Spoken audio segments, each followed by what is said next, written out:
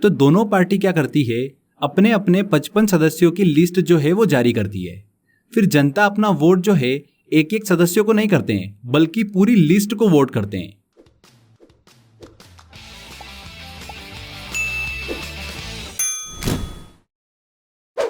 Hello friends, welcome to crazy GK trick. दोस्तों, आज के इस वीडियो में देखिए हम काफ़ी इंपॉर्टेंट टॉपिक डिस्कस करेंगे। हाल ही में जो 59वें अमेरिकी राष्ट्रपति चुनाव जो कंप्लीट हुए हैं, उनसे रिलेटेड सभी इंपॉर्टेंट पॉइंट्स और एग्जाम ओरिएंटेड जो क्वेश्चंस बनते हैं वो सारे हम कवर करेंगे। तो काफ़ी मज़ेदार वीडियो होने वाला है। आने वाली एग्जाम में देखिए यहाँ से आपको एक क्वेश्चन जो है वो ज़रूर देखने को मिलेगा। तो वीडियो को ध्यान से पूरा देखिएगा, जिससे कि आपका एक नंबर जो है वो कन्फर्म हो जाए। अगर आपको देखिए इस टॉपिक का पीडीएफ डाउनलोड करना है तो क्रेजी जीके ट्रिक का एप्लीकेशन डाउनलोड कर लीजिए, वहां पर आपको ऑप्शन मिल जाएगा। चलिए हम लेक्चर को स्टार्ट करते हैं। फ्रेंड्स, पहले देखिए थोड़ा सा थ्योरी सेक्शन हम कवर कर लेते हैं, उसके बाद में हम क्वेश्चन की तरफ चलेंगे। तो ध्यान से सुनिएगा। तो अमेरिका में 59वें राष्ट्रपति चुनाव जो है वो कंप्लीट हुए हैं। पहले थोड़ा सा इसका स्ट्रक्चर हम शॉर्ट में समझ लेते हैं, बहुत ही सिंपल लैंग्वेज में समझेंगे।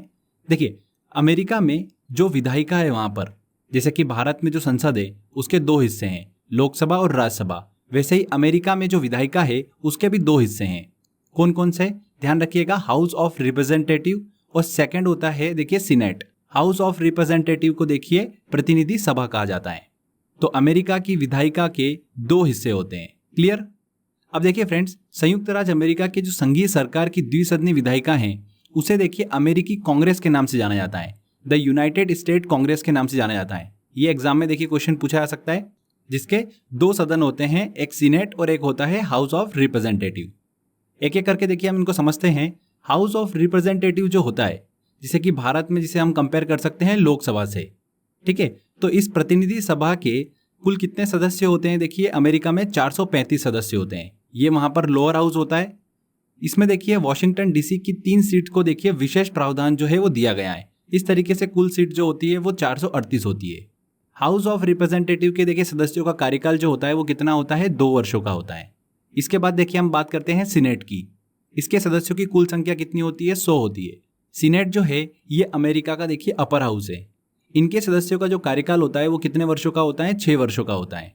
फ्रेंड्स, इसे देखिए आप कंपेयर कर सकते हैं भारत के राज्यसभा के हिसाब से। पर देखिए राज्यसभा से सीनेट जो है वो बहुत ही ज्यादा डिफरेंट है। भारत में राज्यसभा के सदस्यों का चुनाव जो है वो सीधे जनता नहीं करती है, पर अमेरिका में सीनेट के सदस्यों का चुनाव जो है वो सीधे जनता अपने वोट से करती है।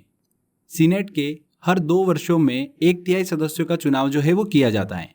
तो देखिए ये अमेरिका की विधायिका को हमने डिस्कस करा, जिससे कि आप देखिए भारत में संसद से इसे कंपेयर कर सकते हैं। इसके बाद देखिए अमेरिका में एग्जीक्यूटिव कार्यकारी प्रबंधक की बात करें तो इसके लिए मोटे तौर पर जो इलेक्शन होता है वो राष्ट्रपति और उपराष्ट्रपति के लिए होता है। उपराष्ट्रपति और राष्ट्रपति का चुनाव कराने की जिम्मेदारी जो होती है अमेरिका में, वो किस पर होती है, इलेक्टोरल कॉलेज पे होती है। ये एक प्रकार का निकाय होता है। इलेक्टोरल कॉलेज के सदस्य जो होते हैं ये अमेरिकी राष्ट्रपति पद के उम्मीदवार का प्रतिनिधि होता है। मतलब चुने गए सभी इलेक्टोरल कॉलेज के सदस्य जो है वो सीधे राष्ट्रपति का चुनाव करते हैं। जनता डायरेक्टली नहीं करती है, जनता इलेक्टोरल कॉलेज के सदस्यों का चुनाव करती है। उसके बाद इलेक्टोरल कॉलेज के सदस्य जो है वो सीधे राष्ट्रपति का चुनाव करते हैं। क्लियर हुआ।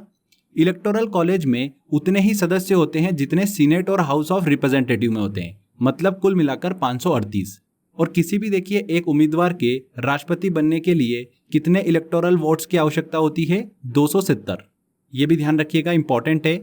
अब बात आती है कि इसके सदस्यों को कैसे चुना जाता है। चलिए हम इसको भी समझ लेते हैं, पर उससे पहले एक चीज ध्यान रखिएगा। अमेरिका में मुख्यतः देखिए 2 पार्टियों का ही दबदबा है, एक है डेमोक्रेटिक पार्टी और एक है रिपब्लिकन पार्टी। अभी जो डोनाल्ड ट्रंप का कार्यकाल चला उसमें जो देखिए पार्टी सत्ता में थी वो कौन सी थी, रिपब्लिकन पार्टी। मतलब डोनाल्ड ट्रंप जो है वो रिपब्लिकन पार्टी से बिलोंग करते हैं। क्लियर हुआ। देखिए हम बात कर रहे थे कि अमेरिका में इलेक्टोरल कॉलेज के सदस्यों का चुनाव कैसे किया जाता है, तो बहुत ही देखिए इंटरेस्टिंग है। अमेरिका में इलेक्टोरल कॉलेज के सदस्यों को लिस्ट वाइज चुना जाता है। जैसे कि यूएसए में 50 स्टेट है, 50 में से एक स्टेट है देखिए कैलिफोर्निया। कैलिफोर्निया में इलेक्टोरल कॉलेज के सदस्यों की संख्या कितनी है, 55 है, 55। तो दोनों पार्टी क्या करती है, अपने अपने 55 सदस्यों की लिस्ट जो है वो जारी करती है।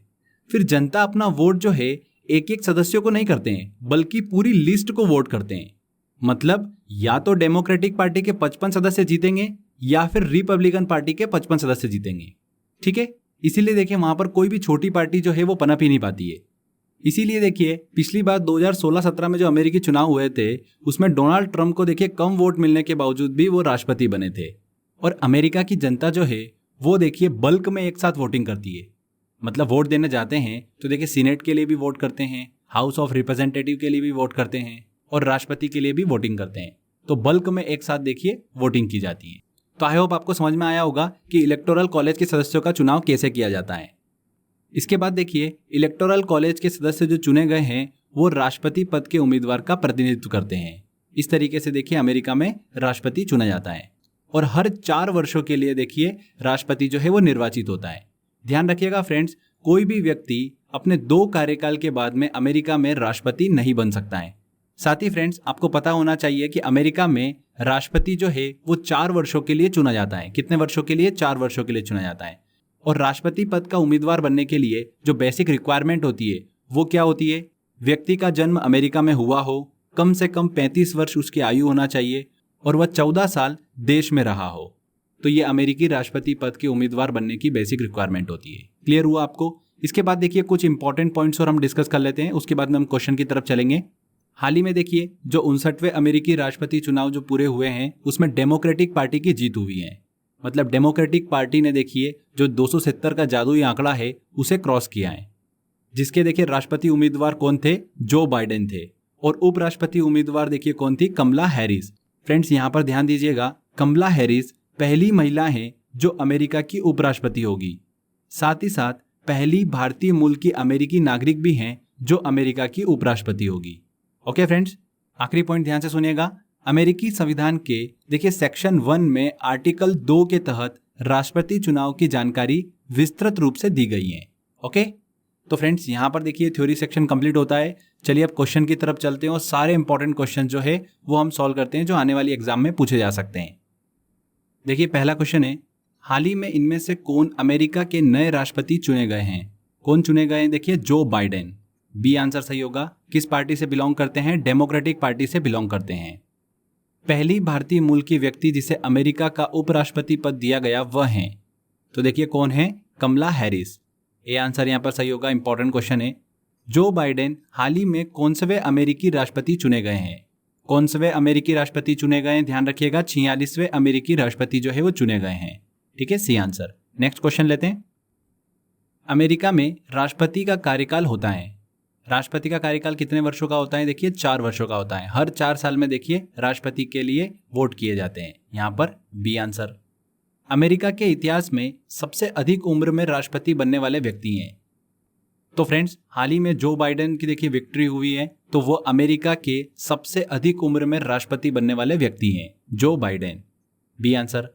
इनमें से किस राजनीतिक पार्टी ने 2020 अमेरिकी राष्ट्रपति चुनाव में जीत प्राप्त करी है? तो किस राजनीतिक पार्टी ने? डेमोक्रेटिक पार्टी ने। डेमोक्रेटिक पार्टी के देखिए उम्मीदवार थे जो बाइडेन। यहाँ पर बी आंसर। नेक्स्ट क्वेश्चन लेते हैं। अमेरिकी संविधान में सेक्शन 1 के किस आर्टिकल में राष्ट्रपति चुनाव की जानकारी दी गई है? तो देखिए सेक्शन 1 के आर्टिकल 2 में देखिए राष्ट्रपति चुनाव की जानकारी दी गई है। अमेरिका का राष्ट्रपति बनने के लिए किसी व्यक्ति को कम से कम 35 वर्ष की आयु होना चाहिए। बिल्कुल सही। व्यक्ति का जन्म अमेरिका में हुआ हो और वह 14 साल तक देश में रहा हो। उपरोक्त सभी कथन यहाँ पर सही होंगे। वह निकाय हैं जो अमेरिका में हर 4 साल में राष्ट्रपति और उपराष्ट्रपति का चुनाव कराती हैं। तो फ्रेंड्स कौन सी निकाय है वो? संयुक्त राज्य इलेक्टोरल कॉलेज। ए आंसर यहाँ पर सही होगा। संयुक्त राज्य इलेक्टोरल कॉलेज जो है ये देखिए अमेरिका में राष्ट्रपति और उपराष्ट्रपति के लिए चुनाव कराती है। ओके, चलिए अगला क्वेश्चन लेते हैं। इलेक्टोरल कॉलेज में सदस्यों की संख्या होती है, तो इलेक्टोरल कॉलेज में देखिए जो सीनेट और हाउस ऑफ रिप्रेजेंटेटिव है उसके बराबर सदस्यों की संख्या होती है, मतलब 538। C answer. अमेरिका राष्ट्रपति चुनाव में राष्ट्रपति बनने हेतु कितने इलेक्टोरल वोट की आवश्यकता होती है? तो कितने इलेक्टोरल वोट की आवश्यकता होती है? 270। यहाँ पर देखिए हमने 538 सदस्यों की बात करी, इसमें देखिए 270 सदस्य जिस भी पार्टी के पास होंगे उसका राष्ट्रपति उम्मीदवार जो है वो वहां पर जीतता है। क्लियर? तो यहाँ पर देखिए बी आंसर। संयुक्त राज्य अमेरिका के पहले राष्ट्रपति थे। पहले राष्ट्रपति कौन थे? देखिए जॉर्ज वॉशिंगटन। ये चीज भी आपको पता होना चाहिए। चलिए नेक्स्ट क्वेश्चन लेते हैं।